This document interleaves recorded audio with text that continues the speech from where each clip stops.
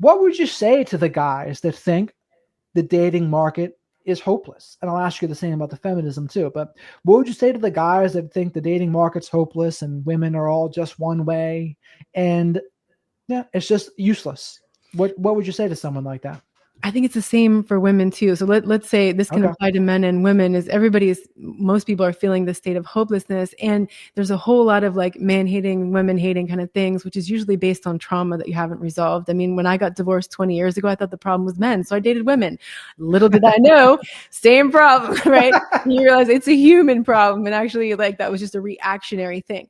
So the problem is when we don't recognize that, we get distracted, and so when you have the bias of all women are this or all men are this way, because the way that the algorithm of the universe works, just like the algorithm on your YouTube feed, you start looking for that content. And what does it do? It suggests more and more and more of that content. And then you just think it's all that. And then that's all that's going through your consciousness. Well, in reality as well, if you're putting out there all men this, all women that, guess what? You're going to get a whole lot of situations that validate that you're right. Sure. I mean, I believe that for sure. The things that we take in, the information, the people we surround ourselves with, the energy, it has such a powerful impact on our thoughts and our own energy levels. And people really need to be cognizant of that. And once you get good with that, you become really sensitive. Like, and I think you said this to Dr. Les Carter too, is like when you get out of an abusive situation, you get really sensitive to any signs of like disrespect or abuse, but in a healthy way. It's like, no, you notice like that was not good. Like what you just did there, that was like really dismissive or abusive or whatever. And you get this sensitivity to it, which is good actually. Lose But your tolerance to it. that's what it is. That's what you said, right? So you lose the tolerance. And I think that's important for people to know, because I try to listen to everybody only to the extent to that I understand where everyone's coming from. Because you got to meet people where they are too. If you don't meet them where they are, you're not going to be able to help them because they're just going to shut down to you.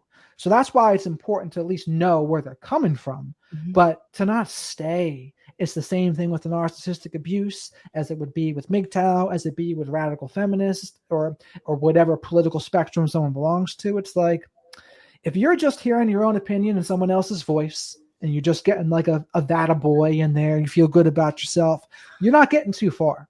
Like fear, healthy anxiety is probably a good thing.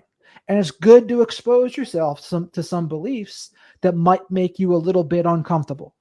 And for me personally, even with ambitions, it's like if something's not scaring me a little bit, it means I'm in comfort mode.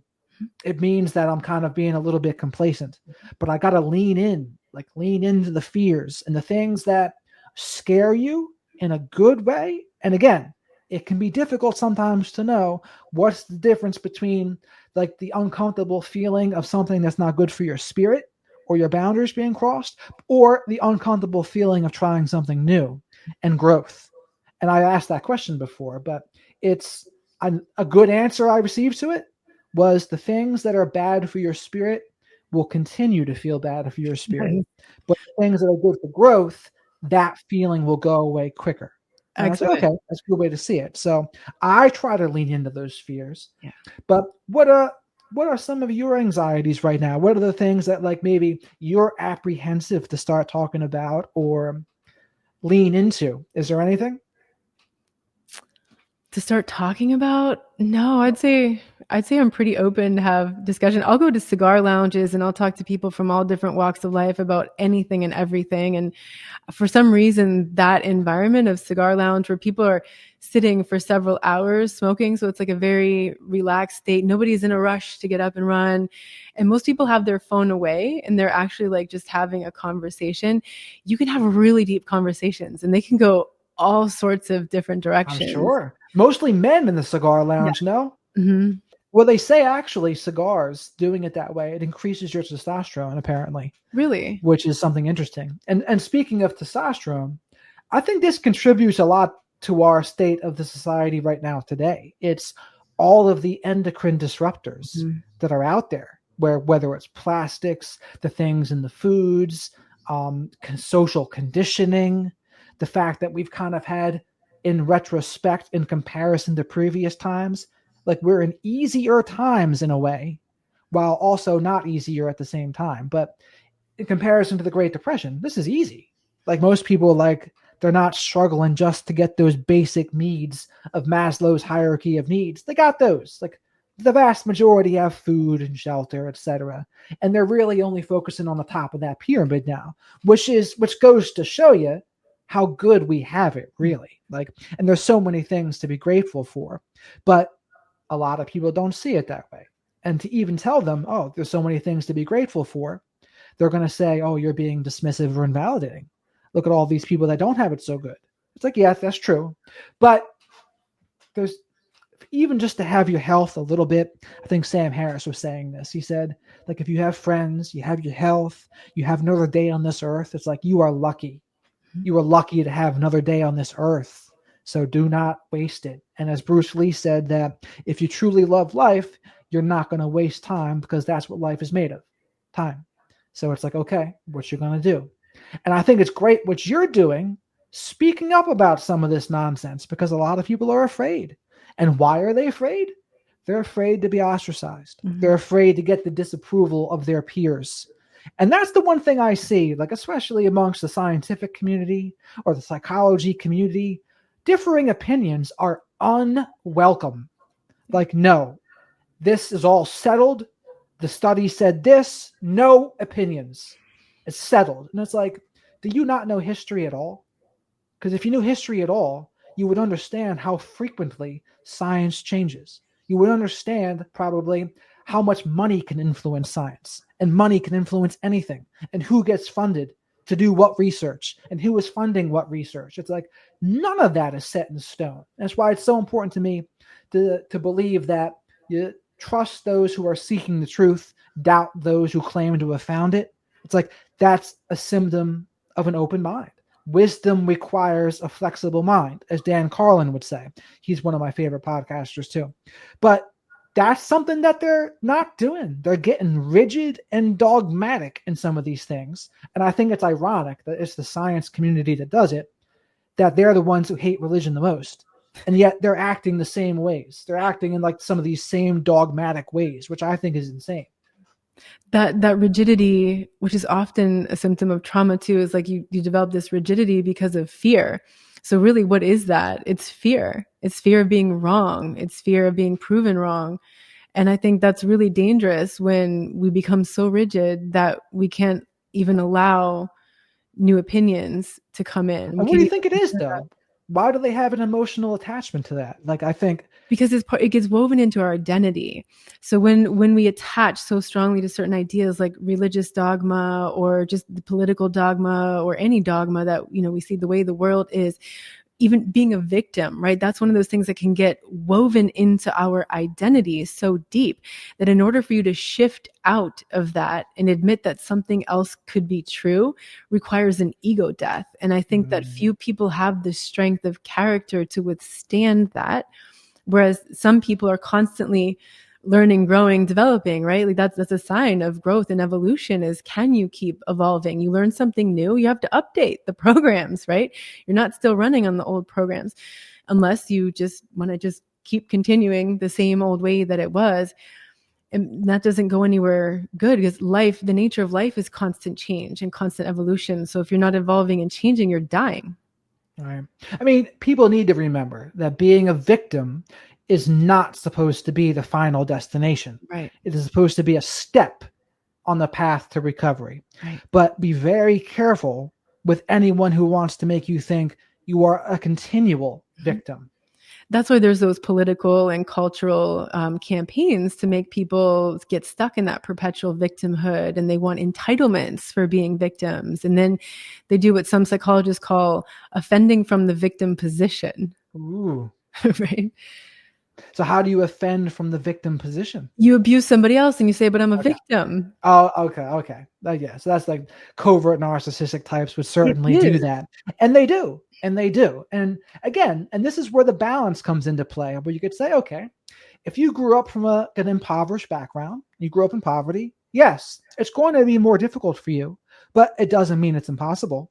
So it's the way to get to that balance of validate, but then to say, okay, move forward. And I kind of think in a way, like with Republicans and Democrats, they both need each other's perspective. It's like what I would say to many Republicans is, you need to like take some of the Democrat lessons. And what I would say to the Democrats is, you need to integrate some of the Republican lessons. Like, how about some more personal responsibility, et cetera?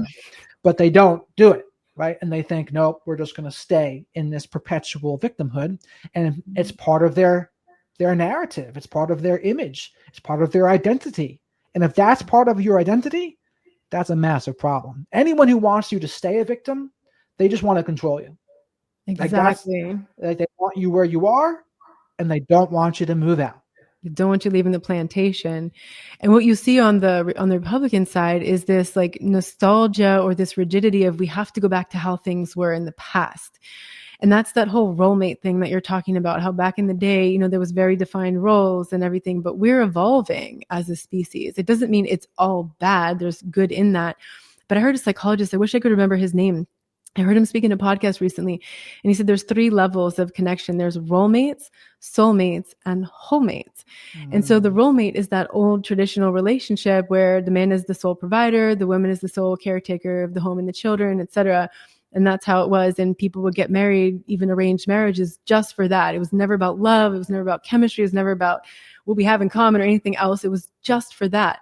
Procreation, basically, right? That's one level. Maybe that's like a basic level of bonding. And then there's the soulmate relationship where this therapist described it as, I look into your eyes and what we're seeing is like a fulfillment, like a personal fulfillment, right? Seeing the self and the other kind of thing. We're looking into one another.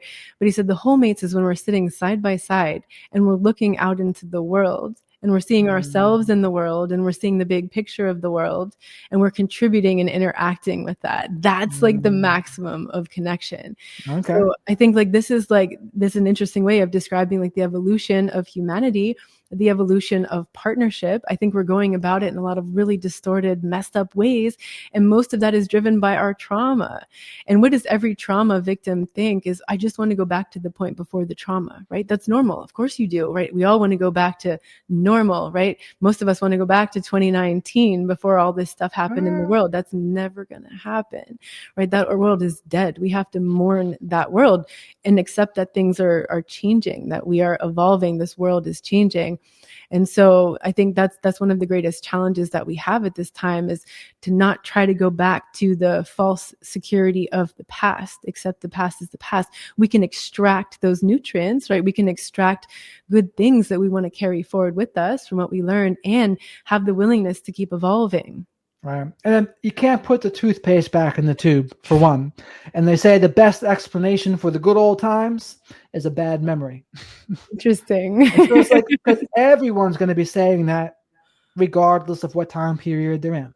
So like the World War II generation, oh, if only things were going to be like how they were in the early 1900s and the early 1890s, it was all better then. But like everyone's probably going to say that about their day and age. But the wisdom is understanding, okay, we're not going to be able to put the toothpaste back in the tube. We're going to have to adapt here a little bit, and we're going to have to try to integrate what's new and try to take the good parts of the bad, extracting those essential nutrients from the past and integrating it with what we have today. And it's not an easy process. And I think the biggest variable, though, is we have these new technology things. Like we have social media, we have smartphones, we have AI right around the corner. How do you, humans have never had to do this before. Now, some might argue that those kinds of things might have helped the pyramids be built. People might argue that, and to which I might not disagree. And I would say, but what do you do now? We don't know how humans are going to evolve with smartphones. We don't know what it does to a toddler to have an iPad or a tablet in front of their face. What does that do to you as you're an older kid, as an adult? What does that do to your connection? What does it do to your connection to be meeting so many people on dating apps? What does it do to your connection to have your life all about like on Facebook, Instagram, TikTok, Twitter, Snapchat, whatever it is? We don't know. In evolutionary speaking, this is so new. All of this is so new. So unfortunately, we're kind of in a generation where this is a social experiment. This is a human experiment, and we don't really know how it's going to turn out. Right? But one thing we should try to do is try to get on the same page with others and try to like move forward. But instead, social media has allowed for more tribalistic thinking than ever. Because before social media, I don't think politics was as in your face as it is today. It was Mhm. always a thing, right? We've always been divided over politics. But now that there's social media, it's in your face. And Exactly. now you pretty much know anyone that you know on social media. Like, I know you're not on Facebook or Instagram anymore, but anyone you see on social media, you know what they stand for. And that's something that you didn't always used to know. You could be like, so today, nowadays, if you're like the Trump person, the people who don't like Trump would say, "Oh, he's just one of those Trumpy. I'm not even going to think about talking to him. He must not stand for my values." But before, that very same person, maybe they had a friendship back in the day Mhm. because they didn't know. They didn't know what that person thought. So these are just some of the new problems that I see that social media brings them to the surface. And it's not all bad. I wouldn't be talking to you Right. right now if not for social media. But it's certainly not all good either. Yeah, and I think the key for us right now is to mend that connection pandemic that happened, because we're so disconnected, and that's part of the social engineering, and we have to be able to connect to move forward in a constructive way as a species, as families, as communities, as partnerships in every way. But we can't connect until we do the inner work, because if we're just triggering each other based on our unresolved traumas, we're not going to be able to move forward in a productive and evolutionary way. We're just going to Right. keep repeating the same traumas.